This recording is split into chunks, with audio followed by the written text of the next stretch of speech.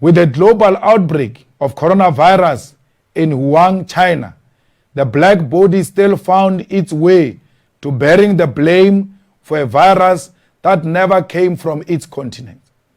In Guangzhou province, the home to Asia's largest African migrant population, a state-sponsored propaganda has come to blame African migrants for bringing and spreading COVID-19. The local authorities have identified Africa as the source of the largest number of imported COVID-19 cases. Among all foreign cases identified in Guangzhou, 76% are said to be from African countries, including 36% from Nigeria alone. How is it that a virus that originated from China somehow came to be blamed on the black bodies by the same Chinese authorities?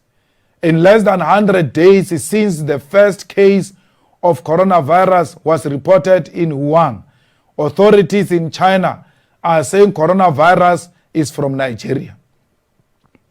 The black body is so despised that it must be blamed for any disease anywhere in the world. As a result of this state propaganda, African migrants are being targeted in China, beaten up randomly on the street, not allowed into shopping malls, and evicted from buildings they rent. This tragic development during a time that requires global solidarity already shows you what the world is willing to do in order to put Africa in its rightful place. At the bottom, as an evil continent infecting the whole world with death and diseases. We must not forget that just before the global outbreak of COVID-19, the world was discussing the migrant crisis in Europe, mainly from African continent. Europe, in particular, countries like Italy, France, Spain, Britain, and Germany were closing their borders against one of the largest migrant crises in centuries. The destabilization of Libya saw hundreds of thousands of African people seek asylum in Europe. This very conflict resulted in renewed slavery of African people forced into chains and free labor in the 21st century. Euro-American politics of borders and keeping the foreigners away were at the center of a new rising global order. Many people called it the return of fascism.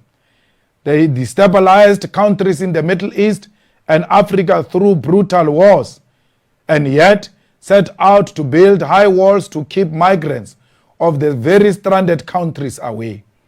It is therefore not shocking that China itself, when pressed under the crisis of pandemic which originate in their own country, could turn on the most vulnerable African migrants, blame them, and seek to cleanse their communities of black bodies.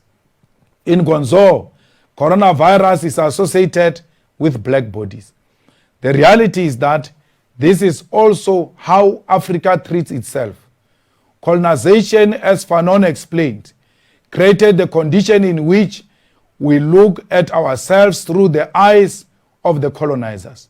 When we see ourselves, when we see each other, we see the indignity and animality that the colonizer sees when they look at us. This is why the leadership of independent African countries has failed to break the chains that imprison the African mind. In the hands of their own leaders, Africans receive the same animal that they get from China, Europe, and North America. When Africans criticize their leadership for corruption, nepotism, and dictatorship, the African leadership subjects them to the same brutal massacres, imprisonments, and brutality that manifested in other countries. The African migrants receive the same treatment we see in China, right here in South Africa. In Cape Town, African migrants who occupied the church for asylum were forced out by the city without any public outrage. In fact, each year, South Africans, together with their ANC leadership in government, engage in annual theaters and orgies of xenophobic violence against Nigerians, Zimbabweans, Congolese who live amongst us.